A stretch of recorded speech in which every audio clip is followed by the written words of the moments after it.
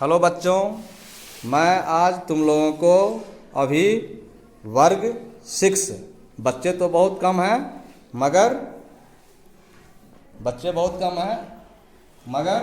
तुम लोगों को ये क्लास 6 है ना।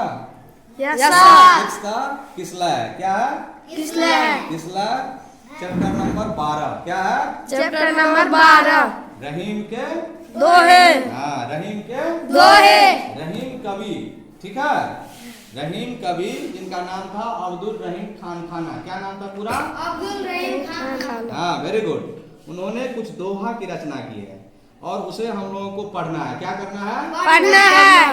जो जीवन में कुछ सीखने के लिए इस दोहे से हम लोगों को सीखने के लिए मिलता है, ठीक है। शिक्षाप्रद दोहे है। क्या है? शिक्षाप्रद दोहे हैं। यानी कि इस दोहे को पढ़ने से हमें शिक्षा मिलती है, नहीं? तो क्या शिक्षा मिलती है? प्रथम दोहा है, जो रहीम उत्तम प्रकृति, जो रहीम उत्तम प्रकृति का करी शकत कुसंग, चंदन विष व्यापत नहीं, लपटे रहत भुजंग। भुजंग माने शेषनाग, भुजंग माने शेषनाग, नाग, सांप नहीं, सर्प। कहता है कि जो रहीम उत्तम प्रकृति का करे सकत कुसंग। ए लड़का सुनो, उसको करने दो। जो रहीम उत्तम प्रकृति का करी सकत कुसंग, यानी कि रहीम कवि कहते हैं कि यदि कोई व्यक्ति उत्तम प्रकृति का है, कि क्या चीज का है? किस प्रवृत्ति का है? उत्तम प्रवृत्ति का मतलब अच्छा व्यक्ति है, नहीं?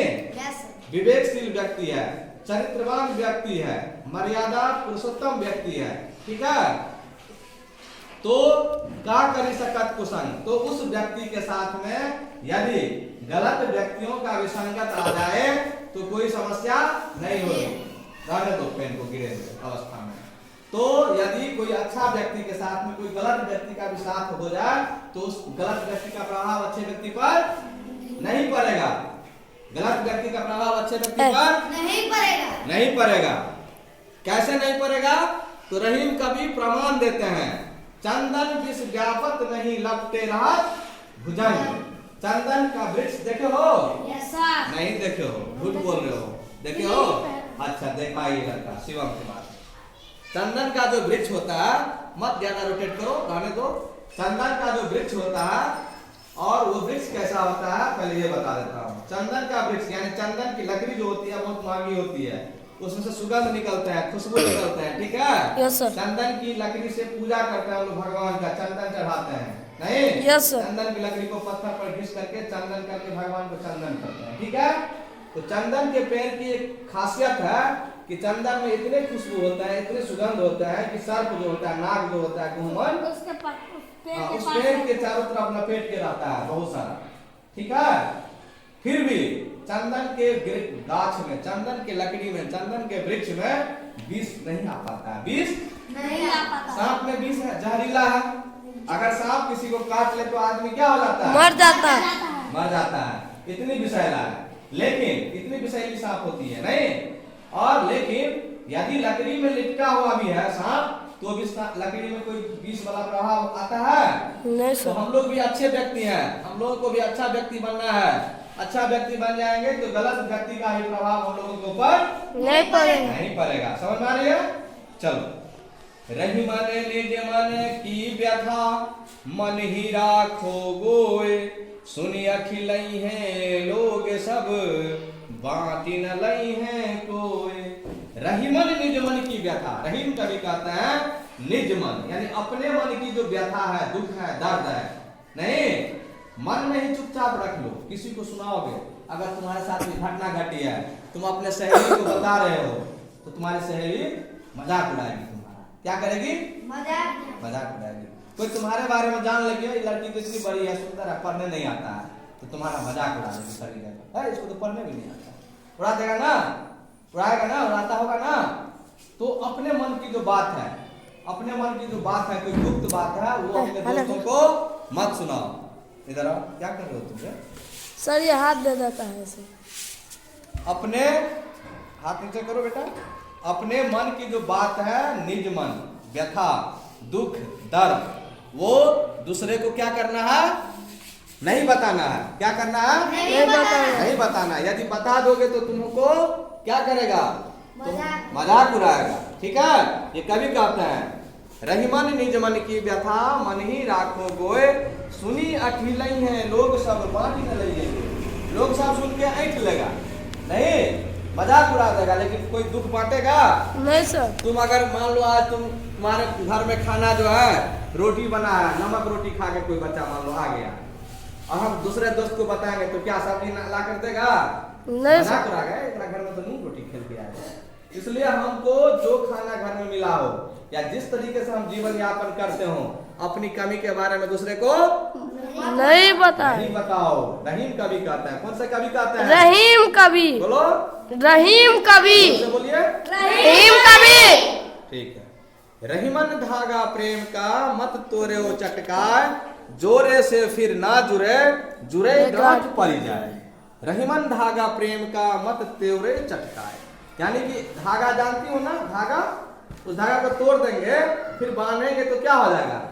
गांठ पड़ जाएगा। गांठ पड़ जाएगा, गिट्ठा हो जाएगा। नहीं, यस सर। तो कवि कहता है कि जिस तरह से धागा को तोड़ने के बाद जोड़ने पर गांठ पड़ जाती है, उसी प्रकार से दो दोस्तों के बीच में जो दुश्मनी हो जाएगा, फिर जो दोस्ती होगी तो गांठ पड़ जाएगा। दुश्मनी रहेगा अंदर अंदर, Yes, ऊपर ऊपर दोस्ती, अंदर अंदर दुश्मनी। तो पीछे क्या होगा? कोई चाकू मार देगा।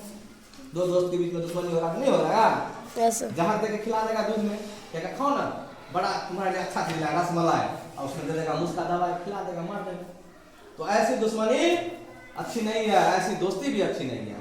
कवि कहता है कि रहीमन धागा प्रेम का मत तेरो चटकाए, यदि दो दोस्तों के बीच में दोस्ती है, प्रेम है, तो उस झगड़ा दन मत करो, उसको तोड़ो मत। ठीक है, नहीं तो टूट जाएगा अगर, तो फिर जुड़ेगा नहीं। जोरे से फिर ना जुड़े जुड़े गांठ पड़ जाए। यदि धागा की तरह फिर से उसको जोड़ेंगे, दोस्ती को भी फिर से जोड़ेंगे प्रेम से, तो फिर वो जुड़ेगा नहीं, दोनों के बीच में गांठ पड़ जाएगा, दरार आ जाएगा। तुमको भी डर रहेगा, अरे ये तो हमसे झगड़ा हो गया था ना। कोई अच्छा बात करेंगे उसको बोलेंगे तो कहीं चुगली कर दे, कहीं नहीं, ऐसा होता है ना। मन में ऐसा डर नहीं रहता है बना हुआ। तुम्हारी सहेली है, कोई ऐसा बात है मन में छुपा हुआ, उसको खाने में तुमको डर लगता होगा, कहीं कहेंगे तो पापा से कहोगे तो पापा मारेंगे, ऐसा डर लगता है ना। हाँ, इसी को कहते हैं कवि, रहीम कवि। फिर चौथा दोहे में कहते हैं, तरुवर फल नहीं खात है, ये नेल पॉलिश वाली बात हंसे छी। तरुवर फल नहीं खात है, सरवर, शुरू किया। Yes sir. तरुवर फल नहीं खात है, सरवर पियहि न पान, कही रहीम पर काज हित, संपत्ति संचहि सुजान। यानी कि तरुवर मतलब पौधा, तरुवर मतलब पौधा, पेड़ पौधा क्या अपना फल खाते हैं? नहीं सर। नहीं खाते हैं। सरवर मतलब तालाब, तालाब अपना पानी पीता है? नहीं। नहीं। कहीं रहीम पर काज हित, संपत्ति संचय सुदान। रहीम का भी कहते हैं कि बहुत सारे ऐसे चीज हैं जो हमें संदेश देते हैं, हमें शिक्षा देते हैं कि हम लोग जो अपना काम कर रहे हैं अपने लिए नहीं कर रहे हैं, दूसरों के लिए कर रहे हैं। क्या कर रहे हैं? दूसरों के लिए। आज जो माँ बाबूजी नौकरी कर रहे हैं कहीं कि तुम लोगों का दिल्ली बम्बई कमा रहे हैं, तो क्या अपने लिए? नहीं तुम सर। लोगों के लिए कमा रहे हैं? नहीं, अपने घर चलाने के लिए कमा रहे हैं। अच्छा सा सुंदर घर हो, अच्छा सा बच्चा पढ़े, नहीं, अच्छा सा उसका ड्रेस हो, मेला में घूमने के लिए पैसा हो, नहीं।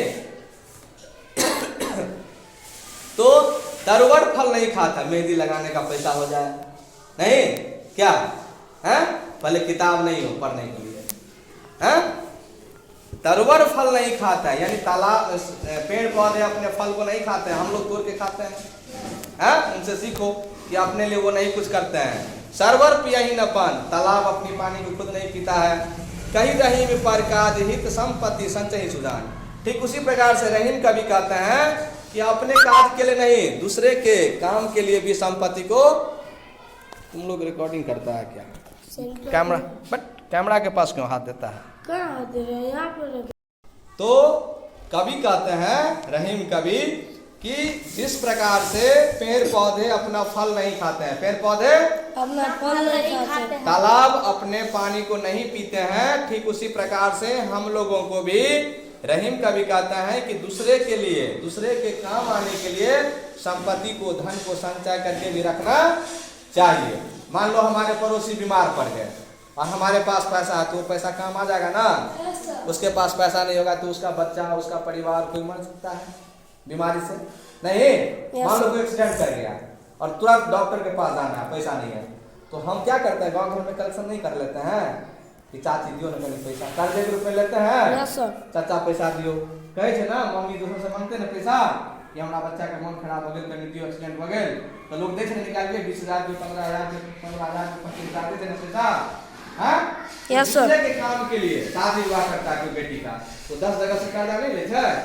तो इस प्रकार से दूसरे के हित के लिए भी धन की संचय करना आवश्यकता है। समझ मारा? तुम लोग चार, तुम फुट कर रहा, मार खाएगा तुम बेटा बढ़िया से। फिर ऐसे कर रहा, रहीम देखी बरेन को लघु न दीजे डार, जहां काम आवे सुई कहां करे तरवार। रहीम कवि कहते हैं कि आप बड़ों को देखते हैं, बड़े चीजों को देखते हैं, लघु न दीजे डार, लघु छोटा चीज को आप वैल्यू नहीं देते हैं, इज्जत नहीं करते हैं, ये गलत बात है। क्या है? गलत बात है। क्योंकि जहाँ सुई, कपड़ा को सीने के लिए क्या चीज का काम आता है? सुई से न सिएंगे तो वहाँ तलवार काम आएगा? तलवार तो बहुत बड़ा होता है, बहुत तेज धार है, आदमी को समझ लेगा, लेकिन तलवार से कपड़ा सिलाई होगा नहीं। कपड़ा की सिलाई जो है किससे होगी? सिलाई मशीन से, मतलब सुई से, छोटी सुई से, यानी सुई का काम पड़ेगा। समझ में आ रहा ना? तो कवि कहते हैं कि रहीम देखी बरेन को लघु न दीजे डार, जहां काम आवे सुई कहां करे तलवार। यानी कि जहां सुई का काम आने वाला चीज है, जहां सुई का हम प्रयोग कर सकते हैं, सुई का उपयोग कर सकते हैं, वहां तलवार लगाने में बुद्धिमानी नहीं है। ठीक उसी प्रकार से सिर्फ बड़ों का इज्जत करना नहीं चाहिए, छोटे छोटे व्यक्तियों का भी, छोटे छोटे समाज के लोगों का भी, अपने से कुशल और अकुशल लोगों का भी हम इज्जत करना सीखें। ठीक है? फिर कहते हैं रहीमन वे नर मर चुके, रहीमन वे नर मर चुके, जे कहूँ मांगन जाहि, उनते पहले वे मुए, जिन मुख निक सत्यवान। रहीमन वे नर मर चुके, रहीम कवि कहता है कि वे पुरुष, वे व्यक्ति तो मर ही चुका पहले, जो किसी के पास भिक्षा मांगने के लिए जा रहा है, नहीं। फिर भी कवि कहते हैं कि उनसे पहले वे मुए, जिन मुख निक सकनाई। मान लो हम गए तुम्हारे पास, आज कहीं शादी है, चलो चले थोड़ा सा दो हमको ड्रेस, तुम अपना वाला, तुम्हारा ड्रेस हम देख लेते हैं, सुंदर ड्रेस है, थोड़ा दे दो ना ड्रेस, आप तुम्हारा ड्रेस मान के जाएंगे, बहुत सुंदर है, तुमसे मांग लिए। अब तुम क्या करी, बहाना बना दी, गए वो ड्रेस फाइट गया, दर्द लगा, बहाना बना ली, और तोर सहेली के मन में झूठ गई, तू पता करते कौन टेलर बदल के यार, पता चलते कि नहीं चलते, झूठे मन में झूठे थे ना। से कहे थे कवि कि रहीमन वे नर मर चुके, जे कहूँ मांगन जाए, उनसे पहले वे मिए, जिन मुख दिख सकना है। वो तो पहले गया तुमसे मांगने के लिए, वो तो पहले ही मर गया, लेकिन तुम्हारे मुंह से भी नहीं निकल गया सामान रहते हुए, तो समझो तुम भी मरी हुई के समान, तुम भी मरे हुए के समान हो। यो रहीम सुख होते हैं उपकारी के संग, बांटन वारे को लगे जो मेहंदी के रंग। यो रहीम सुख होते हैं, मतलब रहीम कवि कहता है कि उपकार करने से खुद को भी सुख मिलती है, खुद को भी सुख मिलती है, उपकार करने से खुद को भी सुख मिलती है। क्या मिलती है? सुख। सुख मिलती है, सुख मिलता है, सॉरी सुख मिलता है। कैसे? जैसे यदि किसी सहेली को तुम मेहंदी लगाओ तो तुम्हारे हाथ में भी मेहंदी लगेगा, लग जाएगा, लग जाता है ना हाथ में कहीं कहीं, है? तो बांटन बारे को जैसे कह रहा है कभी कि बांटन बारे को लगे जो मेहंदी के रंग, जैसे बांटने में, पीसने पे भी मेहंदी लग जाएगा, और हम दूसरे को बांटेंगे ऐसे हाथ से, तो मेहंदी हाथ में लगेगा ना? नहीं लगेगा। तो इसी तरह से सुख भी, दूसरे को उपकार करेंगे तो अपने को भी सुख मिलेगा। समझ आ रही है? चलो थैंक यू बच्चों, ऑफ करो। शुरू किया? Yes sir. तरुवर फल नहीं खात है, सरवर पियहि न पान, कही रहीम पर काज हित संपत्ति संचही सुजान। यानी कि तरवर मतलब पौधा, तरवर मतलब पौधा। पेड़ पौधा क्या अपना फल खाते हैं? नहीं सर। नहीं खाते हैं। सरोवर मतलब तालाब, तालाब अपना पानी पीता है? नहीं। नहीं। नहीं। कही रहीम पर काज हित संपत्ति संचय सुदान। रहीम का भी कहते हैं कि बहुत सारे ऐसे चीज हैं जो हमें संदेश देते हैं, हमें शिक्षा देते हैं कि हम लोग जो अपना काम कर रहे हैं अपने लिए नहीं कर रहे हैं, दूसरों के लिए कर रहे हैं। क्या कर रहे हैं? दूसरा कर रहे हैं। आज जो माँ बाबूजी नौकरी कर रहे हैं कहीं कि तुम लोगों का दिल्ली बम्बई कमा रहे हैं, तो क्या अपने लिए? नहीं तुम सर। लोगों के लिए कमा रहे हैं? नहीं। अपने घर चलाने के लिए कमा रहे हैं, अच्छा सा सुंदर घर हो, अच्छा सा बच्चा पढ़े, नहीं, अच्छा सा उसका ड्रेस हो, मेला में घूमने के लिए पैसा हो, नहीं। तो तरवर फल नहीं खाता, मेहंदी लगाने का पैसा हो जाए, नहीं क्या है? पहले किताब नहीं हो पढ़ने के लिए, हैं? तरवर फल नहीं खाता है, यानी तालाब पेड़ पौधे अपने फल को नहीं खाते हैं, हम लोग तोड़ के खाते हैं। उनसे सीखो कि अपने लिए वो नहीं कुछ करते हैं। सरवर पियही न पान, तालाब अपनी पानी को खुद नहीं पीता है। कही रहीम पर काज हित संपत्ति संचय सुजान। ठीक उसी प्रकार से रहीम का भी कहते हैं कि अपने काज के लिए नहीं, दूसरे के काम के लिए